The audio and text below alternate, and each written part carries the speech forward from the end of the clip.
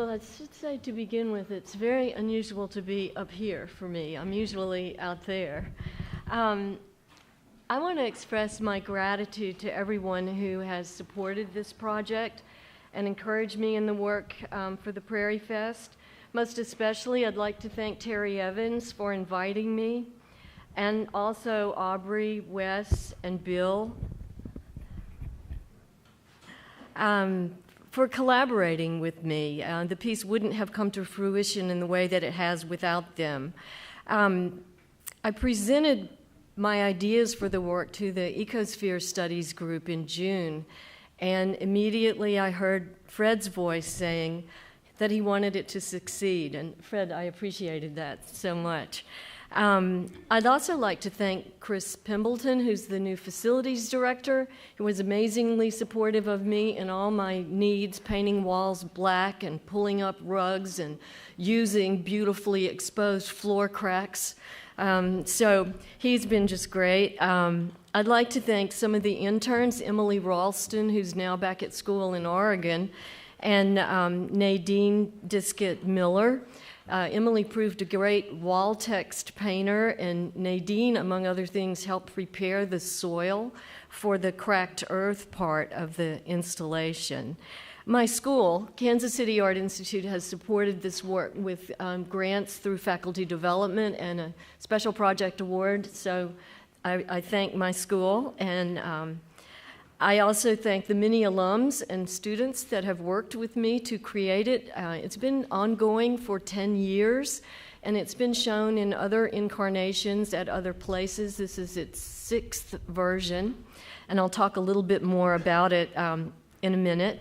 I still have many people to thank. I have a group of my students are here.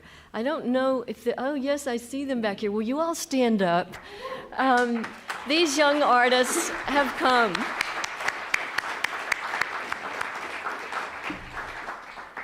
Along with my colleague Reed Anderson, and I'm really happy to have them all here. I also want to thank Bill North and the Salina Arts Center. They were very generous to me, offering space in the warehouse and a place to stay in the artist residency. And there is an ancillary piece being shown at the Salina Arts Center, ancillary to the piece that's being shown here. So if you have time to go into town and see it, it's kind of everything that was used as a mold for the objects in the barn is reconfigured in this other installation with a projection and a sound component.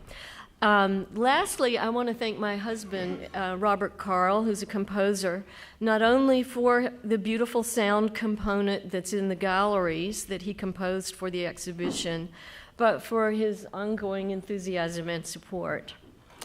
So I've been attending the Land Institute's Prairie Fests for over 2 decades, and I've been nurtured by this place as an artist and as a human being. Last fall, when I heard the Ecosphere Studies panel present their work, I approached Aubrey and expressed my interest in their work and a desire to speak with them about a collaboration. And eventually, on a cold day in February, I loaded up some sculptural components and drove out and met with Wes and Aubrey and Bill and Terry Evans and Janine Lafferty. And we envisioned a new element, especially for this installation of seemingly unconnected events. And that element is called The Writing is on the Wall. And it is our hope that it will act as a sort of conceptual connective tissue between the sculpture, the work of the land, that of the Ecosphere Studies group, and all of you. Before I moved to the Midwest, I lived in Massachusetts, and I frequently visited the North Atlantic coast. While walking on the seashore, I would often pick up shells that had been colonized by these beautiful serpentine lines. And I thought they were just utterly beautiful. You can see a specimen just outside the door of the gallery. It turns out they were the hard, limey habitat tubes of a little species of tiny fan worm called the Hydroides dianthus. So in November of 2006, the New Yorker published an article by Elizabeth Colbert called The Darkening Sea, What Carbon Emissions Are Doing to Our Oceans. And in the article, she described the increase in ocean acidity due to an imbalance in the reciprocal relationship between the air, the atmosphere, and the sea. And it was the first time I really understood anything about ocean acidity. So her article discussed tiny pteropods in detail, but because I was interested in these little sea worms, I began to envision a project that would include hundreds of larger-than-life homage to this tiny creature. To create curving forms reminiscent of the seaworm habitat structures, I coil newspaper in a basketry technique, and I make these tubes. So you can see one of those also on the wall outside the gallery. Then I pour plaster, which is itself made of calcium, which is what shells are made out of, the pteropods, the structures for the sea worms. Coral reefs have some calcium in them. And I cast it on the inside, and then I burn the paper off. Of course, it doesn't just incinerate. It's very tightly packed, so we have to pull it off. So you'll also see some of that charred form outside the gallery and inside the gallery. I've taken my cue to begin the installation because Wes had installed a wood stove in that first gallery. So I took a cue for heat, fire, and drought. Fire, of course, is positive when it keeps us warm and cooks our food, and negative when it burns as it's doing in the West right now. Then the second room, I was thinking so much about how all this landscape was once under an ancient sea. And I was thinking of the sort of other bookend, if you will, of climate change, of floods, like we're seeing in Houston recently, and also in Florida, and rains and landslides, things like that. And you'll notice there's a watermark on that wall, and you'll hear the sound of water when you're in there. Wes often quotes George Wald, "The ancient seas set the patterns of ions in our blood. The ancient atmospheres molded our metabolism." Natalie Angier in the New York Times said that we may be thought of having a private ocean in our own bodies, with the salt content of our plasma being very similar to that of the ancient seas. And then there's Willa Cather. "The grass was to the prairie as water to the sea." So I think you'll begin to understand a little bit more about the piece and its relationship to our site and our work. The collaboration with Wes, Aubrey, and Bill has resulted in the writings of Wendell Berry and Wes himself, joined by Stan Cox and Paul Cox, Vandana Shiva, Elizabeth Colbert, and others being included as the writing on the walls. These texts, as I said, attempt to connect the unconnected events in the title to the installation and to how we're all living now in the Anthropocene. The entire envelope of the two galleries situated in the barn has become part of the sculptural ensemble. The entry space has become a resource room with handouts and the books from which the quotes were drawn available for you to peruse. I invite you to write your hopes and commitments to our ecosphere on a specially prepared blackboard wall in the resource room, and also there's a special black wall in the gallery itself. There are white charcoal pencils and plaster dust, so if you don't feel like writing, maybe you'll rub some plaster in your palm and give us a handprint there. Join us all in support of loosening the grip of the extractive economy on us, finger by finger, as Wes Jackson has said.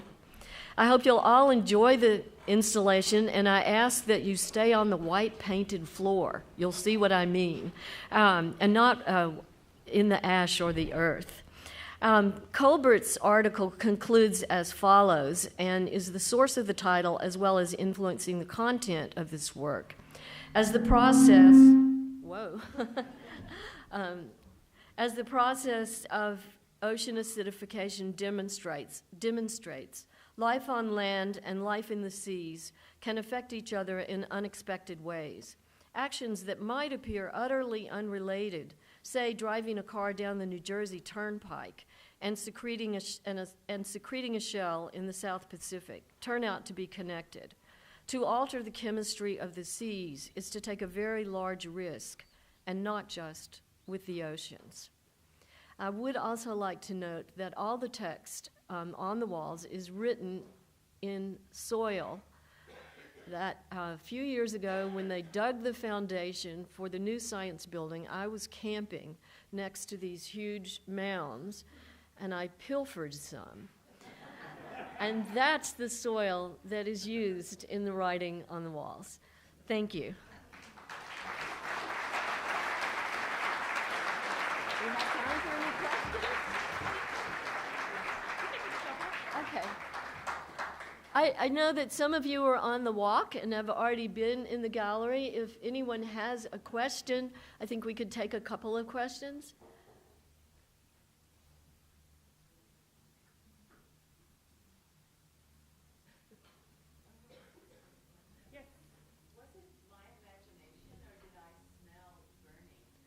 Yes, yes, there's a kind of sensual experience in there. Yes, so I charred the seaworm forms originally to remove that outer mold form. But when I did the first ones, I was astounded because I felt that those forms charred had meaning. I wasn't normally a part of the process may interest me, but I don't usually then ever put it forth as an art object. But this time, and only this time in my long time of making art, I was like, wow, means something. I don't know what. So from the very first installation of the piece in 2011, I was always thinking about that, and then I decided to make some especially charred and leave them that way for this installation. And you may notice that they're sort of crawling from the dry room into the wet room, and they're starting to shed their skins. So one of the things I've learned from working with students over the years is that it's a pretty heavy, complex subject matter that we're dealing with in some of my classes. Artists in Conversation with the World, for example, or this year's class has a sort of humorous title, Dirt, Food, and Walking. Strategies for a Sustainable Practice. But the students often teach me that we need to have a little lightness sometimes and a little levity. So I think those seaworms are kind of funny, crawling through that window and shedding their skins, emerging, as it were. And if you notice that some of the seaworms are in the bookcases, and so it's organic life kind of taking the place of the books. And some of them are trying to get vertical, almost to be like the spines of the books. So just, there are little moments for me that you may or may not notice. Thank you. Thanks. That's great. Thanks.